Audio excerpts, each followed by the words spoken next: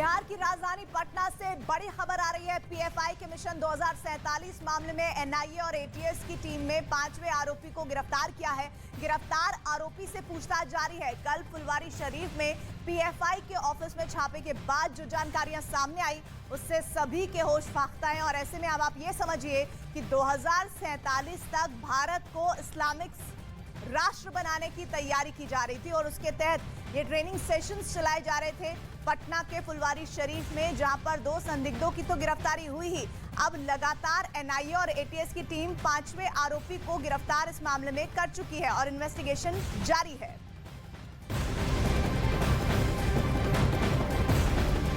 बिहार के फुलवारी शरीफ से गिरफ्तार अतहर परवेज और जलालुद्दीन से पूछताछ में बड़ा पर्दाफाश हुआ है। उनके निशाने पर हिंदू और आरएसएस के बड़े नेता थे। अतहर और जलालुद्दीन ने पूछताछ में बताया कि वो लोग हिंदू और आरएसएस नेताओं के आंकड़े जुटा रहे थे, उनका डेटाबेस तैयार कर रहे थे, इनकी जानकारी इकट्ठा कर रहे थे। तो हिंदू नेताओं की, हिंदू संगठनों से जुड़े हुए लोगों की, आरएसएस से जुड़े नेताओं की एक लिस्ट तैयार की जा रही थी। और सबसे बड़ी बात यह कि फुलवारी शरीफ से जो जानकारियां सामने आई, जिसके बाद अतहर और जलालुद्दीन को गिरफ्तार किया गया, उसके बाद ये बताया जा रहा है कि इस पूरे मामले में कई ऐसे खुलासे हो रहे हैं जो वाकई में चौंकाने वाले हैं।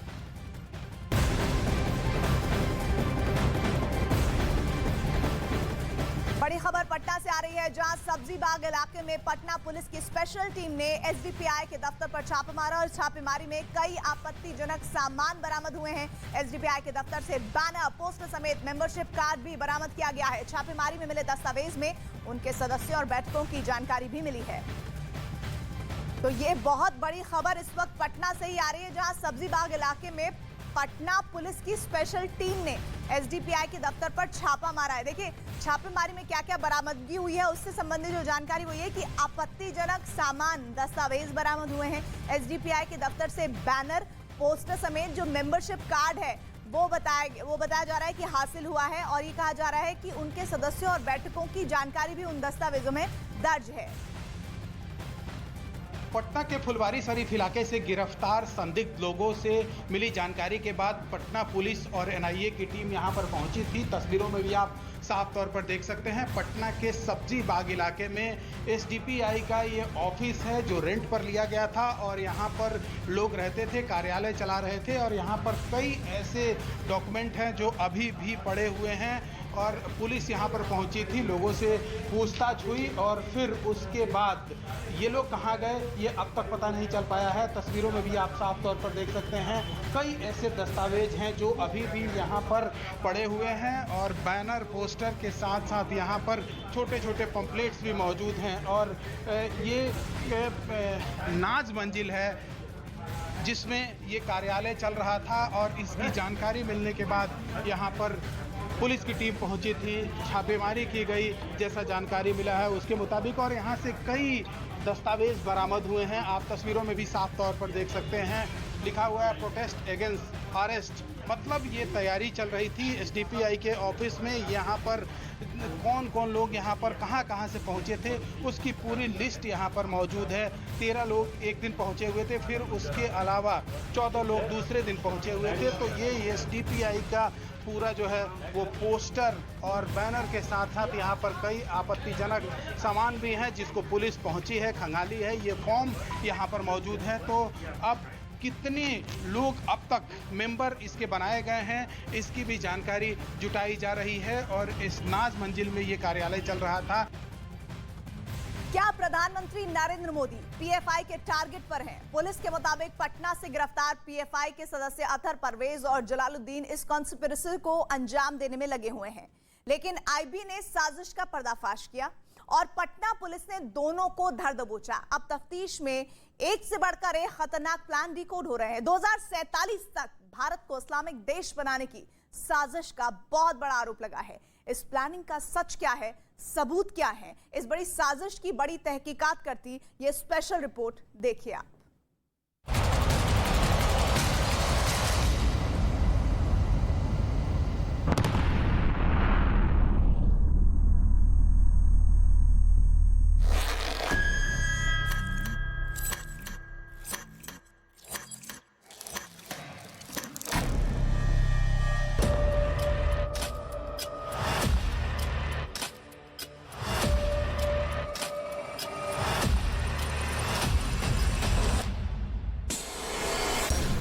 मोहम्मद जलालुद्दीन,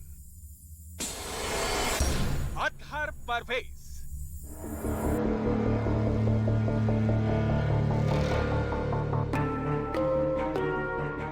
पटना पुलिस के हत्थे चढ़े इन दोनों संदिग्ध आरोपियों ने पूछताछ में बहुत बड़ी साजिश से पर्दा उठाया है। साजिश बहुत गहरी थी, कुछ भी हो सकता था, क्योंकि 12 जुलाई को देश के प्रधानमंत्री खुद बिहार की राजधानी में आने वाले थे, लेकिन उससे पहले ही सुरक्षा एजेंसियों को अहम कामयाबी हाथ लग गई। 12 जुलाई को प्रधानमंत्री को पटना आना था, सुरक्षा एजेंसियां चौकन्ना थी। इस बाबत आईबी ने बिहार पुलिस को डिटेल दी और एनआईए ने बिहार पुलिस के साथ मिलकर छापेमारी की और पटना की फुलवारी शरीफ की इस बिल्डिंग से गिरफ्तारी को अंजाम दिया गया। यह अहमद पैलेस है जलालुद्दीन का, जो झारखंड पुलिस में एएसआई हुआ करते थे और रिटायर होने के बाद वो यहाँ पर अपना मकान बनाए हैं। इसी के ऊपरी तल्ले पर अतहर बिहार और बिहार के बाहर से लोगों को बुलाकर देश विरोधी गतिविधि के लिए ट्रेंड करता था। तस्वीरों में भी आप साफ तौर पर देख सकते हैं, यह अहमद पैलेस है और यहीं पर ट्रेनिंग होती है। न्यूज 18 संवाददाता चंद्रमोहन को सूत्रों से जानकारी मिली है कि पुलिस और एनआईए की जांच में पटना एयरपोर्ट के करीब कुछ कॉपर वायर का कवर मिला है, जिसकी जांच की जा रही है, क्योंकि एयरपोर्ट की बाउंड्री के पास तक कॉपर वायर का कवर मिलना संदिग्ध माना जा रहा है। जांच एजेंसियों को शक है कि एयरपोर्ट तक ब्लास्ट कराने के लिए तार पहुंचाने की कोई साजिश तो नहीं रची गई थी। दोनों संदिग्धों के तार पॉपुलर फ्रंट ऑफ इंडिया यानी पीएफआई और social democratic party of India यानी एसडीपीआई से जुड़े हैं। पुलिस के मुताबिक ये साजिश हिंदुस्तान की एकता और अखंडता को खंड खंड करने वाली है, क्योंकि ये मिशन 2047 पर काम कर रहे थे। इस साजिश को 25 साल बाद यानी 2047 में हिंदुस्तान को इस्लामिक राष्ट्र बनाने के लिए रचा गया था। ये साजिश कितनी बड़ी और खतरनाक मकसद के लिए रची गई थी, इसे आप इन दोनों साल के डिजिट से डिकोड कर सकते हैं। पहला है 1947, जब हिंदुस्तान आजाद हुआ और आजादी के 100 साल पूरे होने पर यानी 2047 में ये भारत को इस्लामिक राष्ट्र बनाने के खतरनाक मिशन पर काम कर रहे थे कि 2047 में भारत को इस्लामी राष्ट्र बनाने के लिए दूसरे संप्रदाय के अगेंस्ट विद्वेष पैदा करना और दूसरे देशों जैसे टर्की और पाकिस्तान की मदद लेकर के भारत के विरुद्ध युद्ध छेड़ना जैसी बातें हैं। याद कीजिए वो ऐतिहासिक तारीख 15 अगस्त 1947, जब संसद में देश के प्रधानमंत्री पंडित जवाहरलाल नेहरू ने गुलामी के प्रतीक ब्रिटिश झंडे को उतारकर भारत का तिरंगा फहराया था।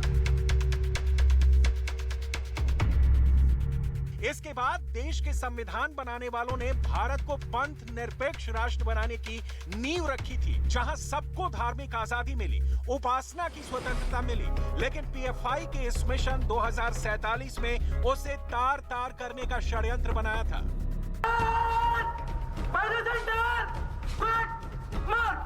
ये साजिश तब और बड़ी बन जाती है जब दोनों संदिग्ध आरोपियों के तार पीएफआई से जुड़े बताए जाते हैं, क्योंकि पीएफआई की सोच उसके कर्नाटक बैंक के सदस्य और खजांची शाहिद नासिर को सुनकर शीशे की तरह साफ हो जाती है।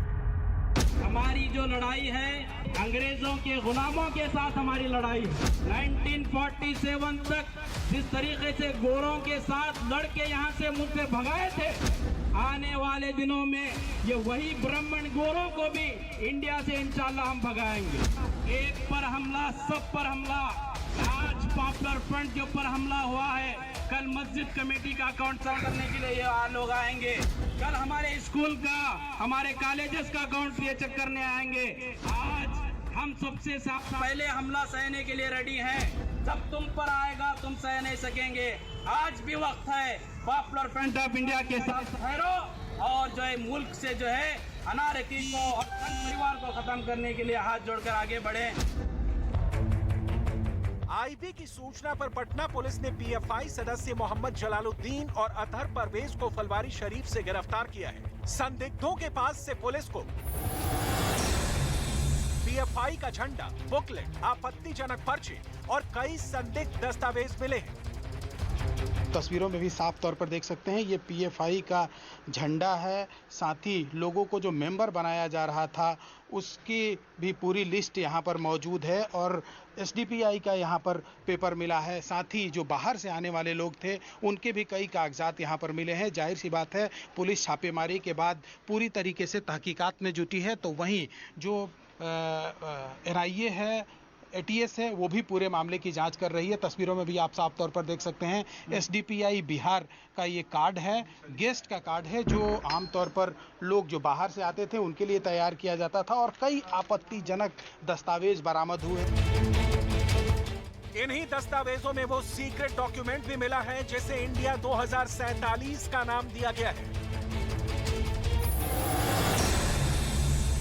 इस डॉक्यूमेंट में साफ साफ शब्दों में लिखा है कि 2047 तक भारत में इस्लामी राज कायम करना है। इसमें यह भी लिखा है कि पीएफआई में अगर 10% मुस्लिम भी जुड़ जाएं, तो वो बहुसंख्यकों को घुटने के बल पर ला सकते हैं और भारत में इस्लाम का पुराना गौरव वापस पा सकते हैं। यानी इतनी जहरीली सोच के साथ पटना में बहुत कुछ हो रहा था, वो भी एक रिटायर्ड पुलिस सब इंस्पेक्टर के घर में। मोहम्मद जलालुद्दीन झारखंड पुलिस में सब इंस्पेक्टर रह चुका है और अब पीएफआई का सक्रिय सदस्य है। वहीं दूसरा आरोपी अतहर परवेज आतंकी संगठन सिमी का सदस्य था। सिमी पर बैन लगने के बाद वो पीएफआई से जुड़ गया था और उनकी राजनीतिक विंग एसडीपीआई के लिए काम करता था।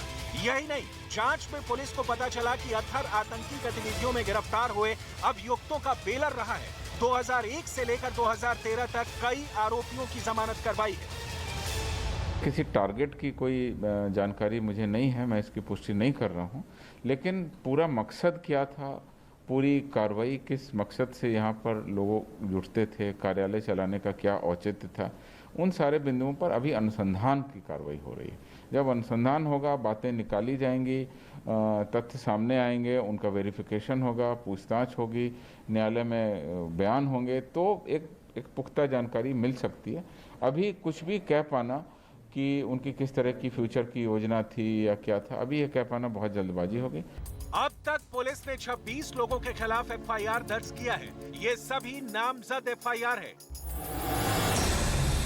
26 नामजद आरोपियों में पटना, दरभंगा और सीमांचल इलाके के लोग शामिल हैं। आरोप है कि ये सभी लोग देश विरोधी गतिविधियों में शामिल थे।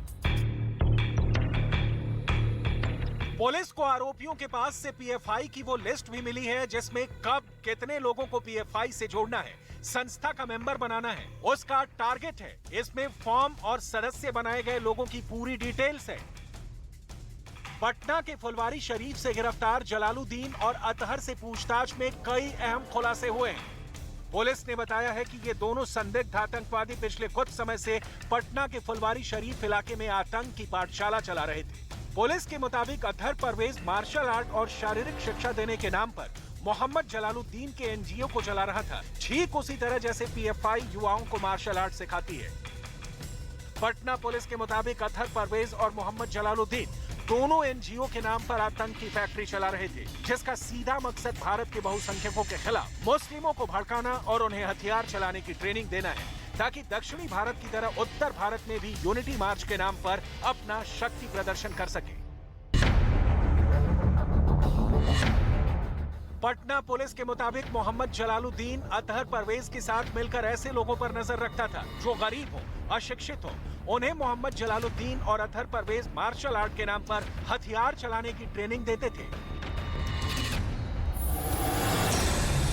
पुलिस के मुताबिक इन्होंने हाल में 6 और 7 जुलाई को बिहार, तमिलनाडु, झारखंड और पश्चिम बंगाल से आए ऐसे ही युवाओं को हथियार चलाने की ट्रेनिंग दी थी और इस काम के लिए दोनों संदिग्ध आरोपियों को पाकिस्तान, बांग्लादेश और तुर्की समेत कई इस्लामिक देशों से फंडिंग हुआ करती थी।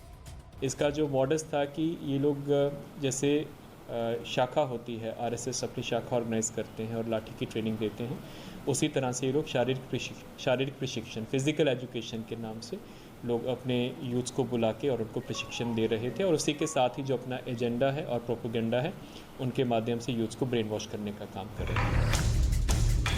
ट्रेनिंग में आने वाले किसी भी आदमी की पहचान जाहिर ना हो, इसका भी खास ख्याल रखा गया था, क्योंकि जांच एजेंसियों को यह भी पता चला है कि जलालुद्दीन और अतहर के पास ट्रेनिंग लेने वाले लोग अपना नाम बदल कर आते थे, रहते थे और ट्रेनिंग लेने के बाद अपने ठिकाने पर लौट जाते थे, क्योंकि उनका असली मकसद इंडिया 2047 को अंजाम तक पहुंचाना था। आजादी के 100 साल बाद भारत को इस्लामिक राष्ट्र बनाना था, लेकिन वक्त रहते इस साजिश का पर्दाफाश हो गया।